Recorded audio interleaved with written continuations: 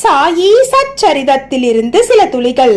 உணவு உண்ணும் வேளையில் அருகில் யாரேனும் இருந்தால் நாம் அவர்களுக்கு உணவை அளிப்போம். ஆனால் ஒருவரும் அருகில் இல்லையெனில் நீயோ நானோ என்ன செய்ய முடியும்?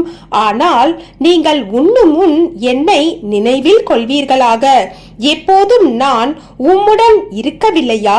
பின்பு நீ உணவு உண்ணும் முன்பாக எதையேனும் எனக்கு அளிக்கிறாயா? இதன் மூலமாக பாபா நமக்கு குறிப்பிடப்படுவதாவது, நாம் உண்ணும் முன் பாபாவை மனதில் நினைக்க வேண்டும். நாம் அப்படி நினைக்கும் போது நம்முடைய உணவை ஆத்ம நிவேதனமாக பாபாவுக்கு நைவேத்தியம் செய்கிறோம். இதையே பாபா எப்போதும் விரும்புகிறார். நாம் உண்ணும் முன்னபாக பாபாவை மனதில் நினைத்து பாபாவுக்கு நைவேத்தியம் செய்த பின் அதை நாம் உண்ணும் போது பாபா அதை நமக்கு பிரசாதமாக்கி வழங்குவார் என்பது சர்வ நிச்சயம்.